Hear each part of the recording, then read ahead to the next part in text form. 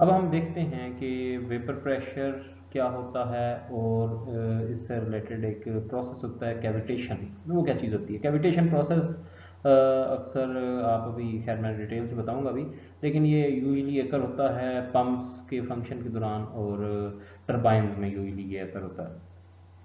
तो पहले vapour pressure से पहले हमें पता होना चाहिए कि what is saturation pressure and saturation temperature. तो बेसिकली आपको पता है कि हम एग्जांपल लेते हैं पहले पानी की, कि जैसे वाटर है किसी बॉक्स में and it is at 100 degree centigrade and 1 atmospheric pressure.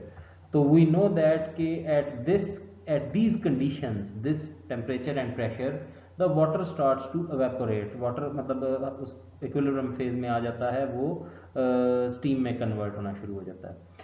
तो ये जो प्रेशर है, this pressure and this temperature, these are called vapour saturation pressure and saturation temperature.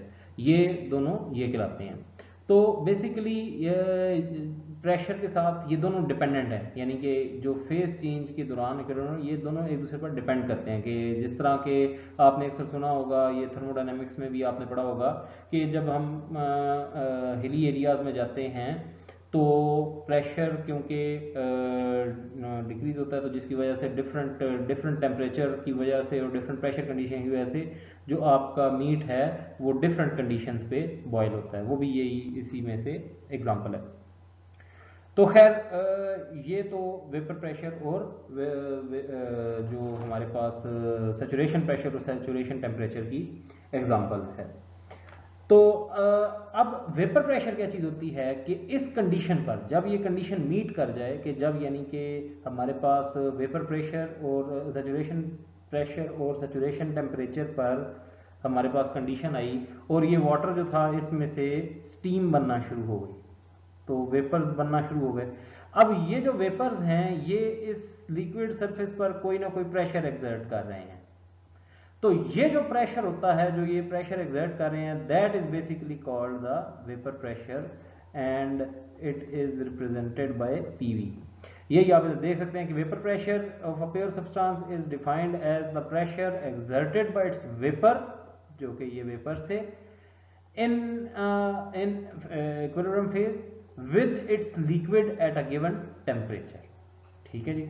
तो अब यानी कि दोनों टेम्परेचर और प्रेशर दोनों पर डिपेंड करता है। फॉर एग्जांपल जिस तरह के 20 डिग्री सेंटीग्रेड पर मे बी वेपर प्रेशर की वैल्यू 6 हो, I am giving just an example. तो बेसिकली ये जो उनसा हमारे पास ये हमारे पास डिपेंड कर रहा होता है टेम्परेचर पर। अच्छा, अब हम देखते हैं कि होता क्या है कि जब भी फ्लो है, जिस तरह की ये वाटर का फ्लो हो रहा है, let's say this is the water system going on, water flow system. अब किसी भी स्पेस पर, for example at this space, जो हमारे पास प्रेशर है that becomes lower than the vapour pressure. ठीक है जी। इस पॉइंट पर अगर हमारे पास जो प्रेशर है that becomes lower than the vapour pressure, तो होता क्या है कि बबल्स डेवलप होना शुरू हो जाते हैं। We can see over here like these bubbles in this region. जिस रीजन में प्रेशर जो होगा वो वेपर प्रेशर से डिक्रीज कर जाएगा। तो ये इस वजह से बेसिकली जो ये बबल डेवलप होते हैं, इसकी वजह से कैविटेशन प्रोसेस अकर होता है। वो कैसे अकर होता है कि जब ये जो आप इधर देख रहे हैं कि ये जो बबल्स हैं, ये पहले ये बबल्स डेवलप होना शुरू हुए फर्स्ट स्टेज, फिर ये बबल्स ग्रो होना शुरू होते हैं। ठीक है जी। एंड देन ये एक अनस्टेबल साइज पर रीच कर जाते हैं, जिसके बाद ये ब्रेक हो जाते हैं, मतलब ये फट जाते हैं।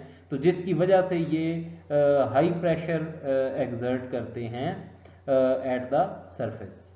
ठीक है जी। तो ये जो प्रोसेस होता है, ये जो बबल फटने का या बबल ब्रेक होने का, this is basically called cavitation process. ठीक है जी। तो ये इसकी वजह से होता क्या है कि फॉर एग्जांपल जिस तरह अगर ये किसी पंप की सरफेस पर, फॉर एग्जांपल ये इस सरफेस पर बबल फटता है, कोलैप्स करता है, तो ये इस सरफेस पर सरफेस रफनेस क्रिएट, इसकी वजह से बेसिकली कैविटेशन प्रोसेस की वजह से सरफेस रफनेस क्रिएट होती है, बिकॉज ये सरफेस को डैमेज करता है। ये यूजली इसीलिए ये पंप्स वगैरह की सरफेस पे ये जो सा है ये कैविटेशन प्रोसेस अकर होता है और पंप्स की सरफेस वगैरह को ये डैमेज करता है। तो अब पता चला कि बेसिकली हमारे पास जो अगर हमने कैविटेशन से अवॉइड करना है तो जो हमारा मिनिमम प्रेशर मतलब होगा वो क्या होगा, वो सैचुरेशन प्रेशर होगा। फॉर एग्जांपल मैं आपको एग्जांपल देता हूँ एक पाइप फ्लो की। हम इसमें फाइंड करते हैं कि हमारे पास कैविटेशन प्रोसेस को अवॉइड करने के लिए क्या है। अच्छा जी, ऑब्जेक्टिव क्या है हमारा इस स्टडी में? इस स्टडी में ऑब्जेक्टिव है कि हमने अवॉइड करना है कैविटेशन, ठीक है जी। अच्छा, अब फॉर एग्जांपल जो इसमें वाटर फ्लो हो रहा है इसका जो टेम्परेचर है वो है 30 डिग्री सेंटीग्रेड। अच्छा, अब आपको एक इंफॉर्मेशन है, यू हैव अ चार्ट, आप जिसमें से फाइंड कर सकते हैं कि हर टेम्परेचर पर, वाटर के हर टेम्परेचर पर जो हमारा सेचुरेशन प्रेशर है वो क्या होता है। तो at 30 degree centigrade from that table you can find that कि एट 30 डिग्री सेंटीग्रेड जो आपके पास सेचुरेशन प्रेशर है दैट इज 4.2 किलो पास्कल, ठीक है जी। तो ये आपके पास सेचुरेशन प्रेशर है। तो अब आपने इसमें अगर कैविटेशन अवॉइड करनी है इस फ्लो में, ठीक है, मैं आपको फिर एक बार बताता चलूं कैविटेशन कैसे अकर होगी कि अब किसी भी जगह फ्लो में मैंने जिस तरह आपको बताया कि let's say at this point जो हमारे पास प्रेशर है that becomes lower than the saturation pressure, तो यहां पर क्या होगा, बबल्स डेवलप होना शुरू हो जाएंगे, ठीक है। तो हमने बेसिकली ये चीज अगर नहीं होने देनी, यानी कि अब आपका ऑब्जेक्टिव क्या है कि यानी कि आपने इस पूरे फ्लो में कहीं भी pressure should be greater than the saturation pressure within this whole flow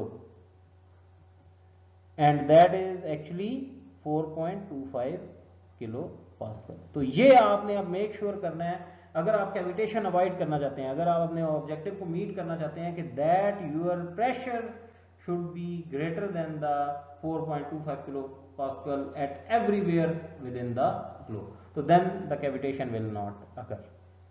तो ये बेसिकली प्रोसेस था कैविटेशन का, और ये वेपर प्रेशर की वजह से जिसकी वजह से अकर होता है, ये वो एक्सप्लेनेशन।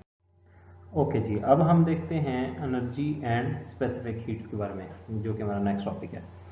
तो सबसे पहले तो हम डिफरेंट टाइप्स ऑफ एनर्जीज आपको पता है कौन कौन सी होती हैं। First of all okay let's start with kinetic energy.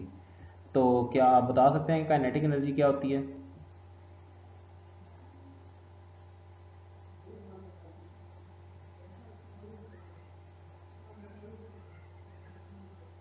Okay जी, तो काइनेटिक एनर्जी बेसिकली ये होती है कि जो कि मोशन ऑफ द मॉलिक्यूल्स और पार्टिकल्स की वजह से जो एनर्जी हो that is called kinetic energy.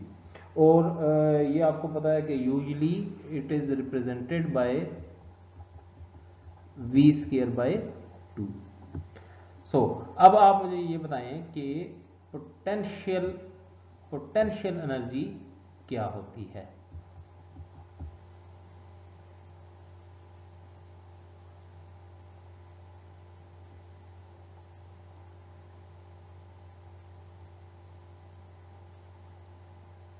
Right, तो potential energy basically due to height की वजह से जो हमारे पास एनर्जी होती है that is basically called potential energy. और ये आपको पता है कि रिप्रेजेंट की जाती है by GH, gravity into height, ठीक है जी। अच्छा जी, और टाइप ऑफ एनर्जी कोई बता सकता है? ओके जी, let's talk about what is thermal energy.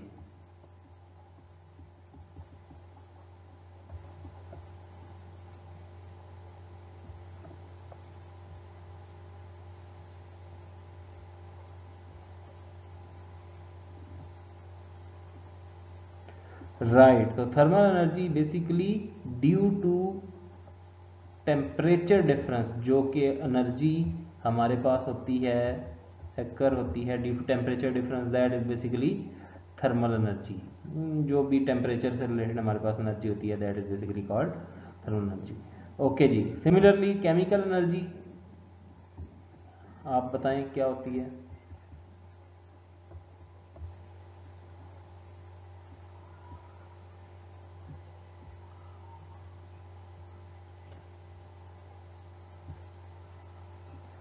तो केमिकल रिएक्शंस की वजह से जो एनर्जी चेंज होती है that is called basically chemical energy.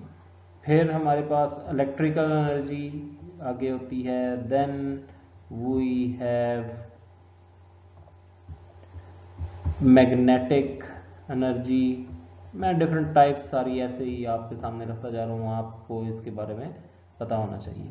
ये जो सारा टॉपिक है basically energy and specific heat का, ये थर्मोडायनेमिक्स का टॉपिक है, इसीलिए इसको मैं बहुत ज़्यादा डिटेल से हर चीज़ को नहीं जाऊँगा, बिकॉज आप ऑलरेडी थर्मो वन पढ़ चुके हैं, तो आप ये डेफिनेटली ये सारी चीज़ें डिटेल से पढ़ चुके होंगे। But just in order to go through, because these are the basics for fluid flow, तो इसलिए मैं इनको जस्ट एक याद दहानी के तौर पे इसलिए इनको रिमाइंड यहाँ पर कर रहा हूँ।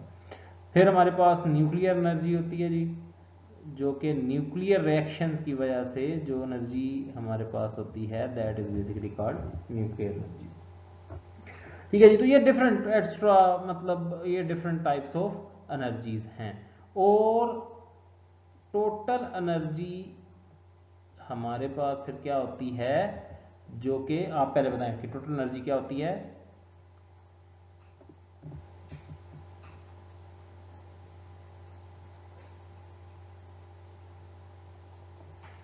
राइट, तो sum of all energies is basically total energy. Okay जी, अब आप मुझे इंटरनल एनर्जी के बारे में बता सकते हैं, what is internal energy.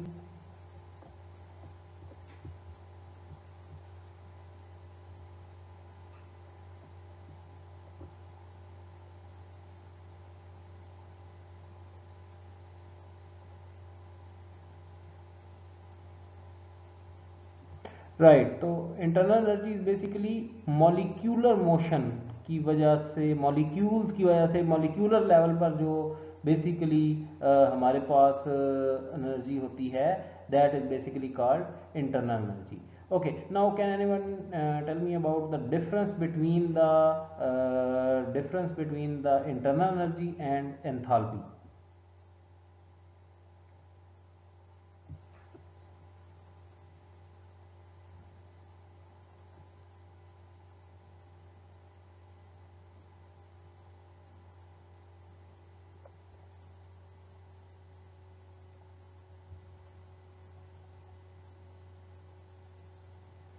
Right जी, तो इंटरनल एनर्जी बेसिकली अगर हमारे पास स्टैटिक सिस्टम है, स्टैटिक सिस्टम है और हम इसमें एनर्जीज की बात कर रहे हैं, तो that is basically termed as internal energy.